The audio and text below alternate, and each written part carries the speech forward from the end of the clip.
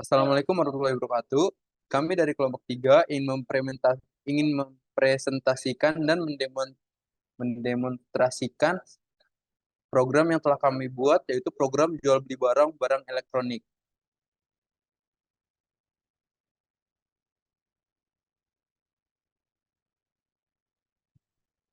Kelompok kami terdiri dari 6 orang, yaitu Naufal Safli Fawaz, Muhammad Aymar Al-Baihaqi, Bagas Muizul Ramadan, Ivan Faris Febrinanda, Muhammad Arafi Sebuddin, dan Nutirto Satria Prananda.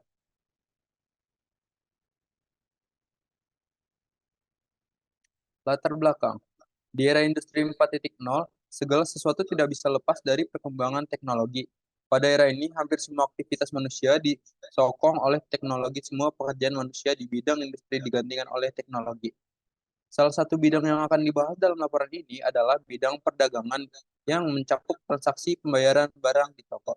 Dalam melakukan transaksi pembayaran di toko tentu saja memerlukan waktu yang cukup lama jika jumlah barang yang dihitung banyak. Maka berdasarkan latar belakang tersebut, kami menganalisa dan membuat program jual beli elektronik yang disusun menggunakan bahasa pemrograman Python, serta berbasis komputer untuk mempermudah proses transaksi pembayaran.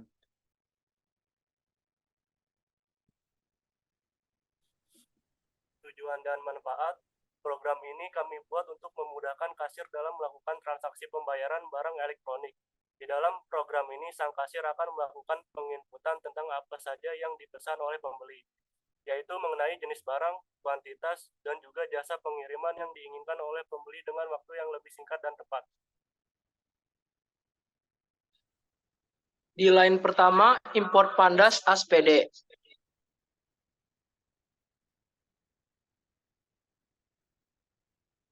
Kemudian di bagian kedua ada modul yang terdiri dari class product, class transaction, dan dev welcome message. Dari line pertama dari modul berisi class product yang berisi dev init, self product ID, name, dan price. Self product ID sama dengan product ID yang akan dipanggil pada program inti.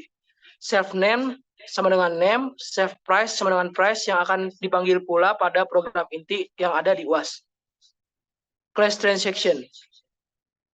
Dev init sama dengan self product payment method, receiver name, phone number, expedition.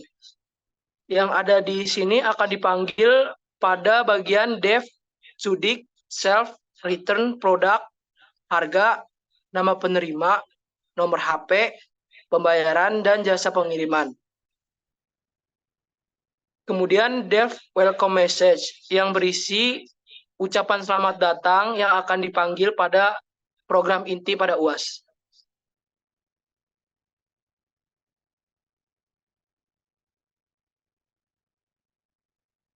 Lalu di line 7 ada JB variabel yang akan diinput dengan pilihan J atau B, yaitu jual atau beli.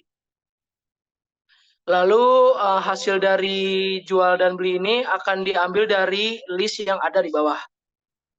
Daftar beli barang sama dengan nomor 1 mesin cuci, nomor 2 televisi, nomor 3 radio, nomor 4 lemari es, nomor 5 kipas angin. Daftar harga belinya sama dengan dari 1.500.000, 2.200.000, 2.500.000, dan 1.700.000. Pilihan pembayaran akan tersedia pada list metode pembayaran pembelian sama dengan nomor 1 pembayaran dengan metode virtual akun, nomor 2 transfer, dan 3 cash. Kemudian di pilihan kedua ada daftar jual barang. Pada metode jual barang kita akan bisa menjual mesin cuci, televisi, setrika, AC, dan lemari es. Daftar harga jual yang akan dijual pada toko ini yaitu terdapat nomor 1 2 juta, 2.500.000, 300.000, 2.800.000, dan 2.200.000. Metode pembayaran yang diterima pada toko ini yaitu menggunakan transfer, virtual account, cash on delivery, dan kredit. Pada list jasa pengiriman yaitu terdapat JNT, Shopee Express, JNI, dan Si Cepat.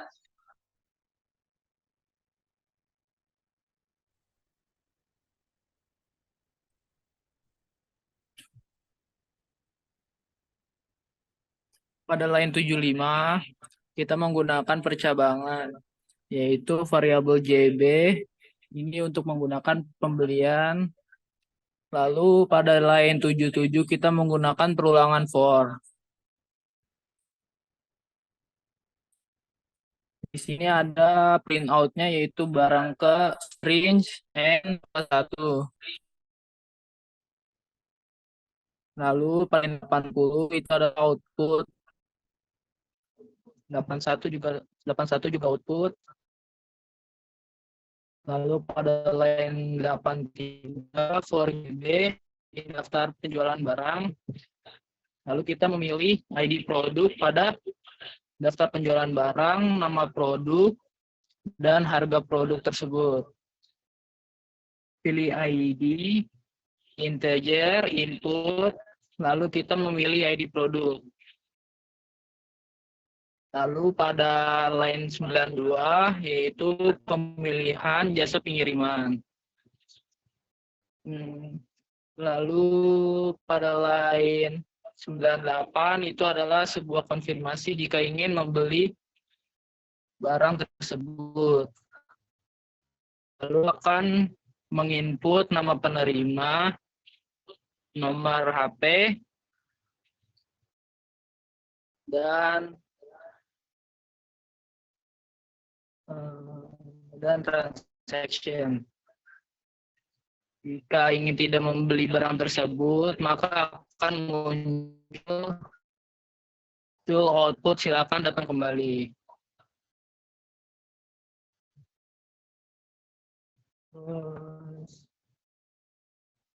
If line total pembelian barang lebih besar daripada 0. Lalu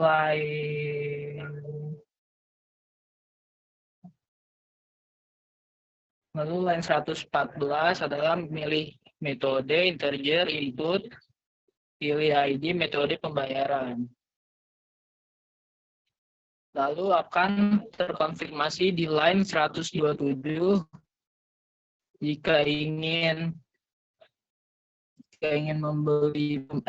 melakukan pembayaran, maka mengetik Y. Maka di situ akan berhasil melakukan pembayaran. Jika tidak ingin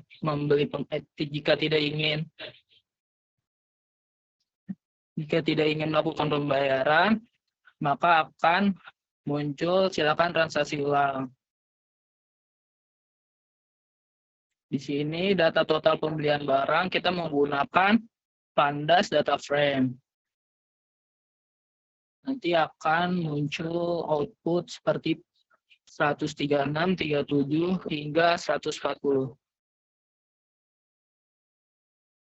Pada line 142, yaitu melakukan percabangan juga, percabangan elif dengan IHJ. Lalu yang bawah programnya juga sama seperti program pembelian yang atas sebelumnya. Lalu kita akan melakukan demonstrasi pemrograman pada penjualan barang tersebut.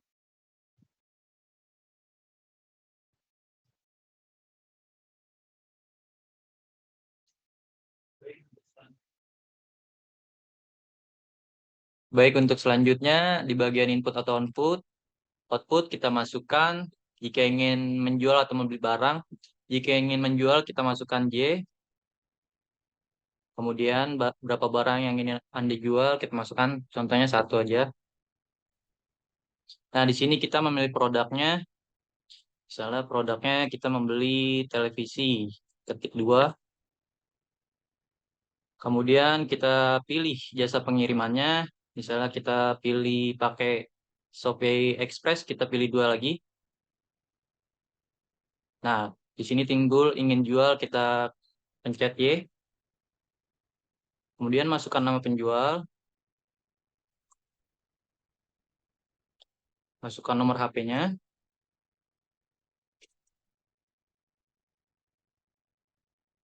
Lalu di sini timbul untuk memilih metode pembayaran, kita pilih untuk transfer. Nah, di sini sudah timbul, kemudian kita pilih yes. Klik Y.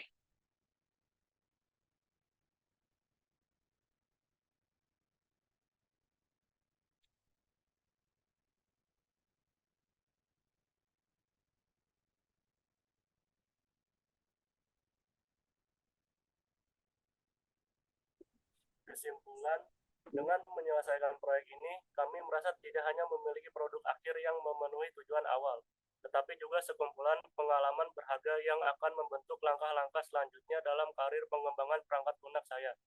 Kami berencana untuk terus belajar, berinovasi, dan menerapkan pengetahuan yang kami peroleh dari proyek-proyek mendatang.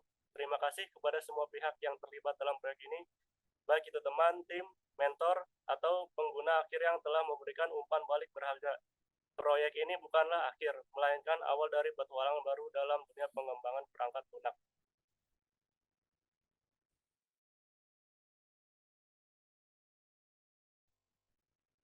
Saran, untuk menciptakan suatu program yang baik harus memenuhi beberapa kriteria, yaitu 1. Mudah dikembangkan di masa mendatang. 2. Dalam menyusun program, sebaiknya program membuat persiapan dan rancangan arsitektur program dengan matang sehingga tidak menimbulkan masalah pada tahap coding dan testing. 3. Sintaks dan semantik bahasa pemrograman yaitu yang baik haruslah konsisten dan tidak bermakna ganda. 4. Bahasa programmer yang baik haruslah berkemampuan untuk mendukung. 5. Bahasa pemrograman yang baik haruslah dapat dipakai pada berbagai tipe mesin komputer yang berbeda, jadi bersifat mesin independen. 6. Bahasa pemrograman yang baik haruslah efisien. 7. Bahasa pemrograman tersebut harus mudah dipelajari maupun diajarkan. Bahasa pemrograman tersebut harus memiliki jangkauan luas pada berbagai aplikasi pemrograman sehingga dapat disebut bahasa yang serbaguna. Sekian dari kelompok kami, kelompok 3. Assalamualaikum warahmatullahi wabarakatuh.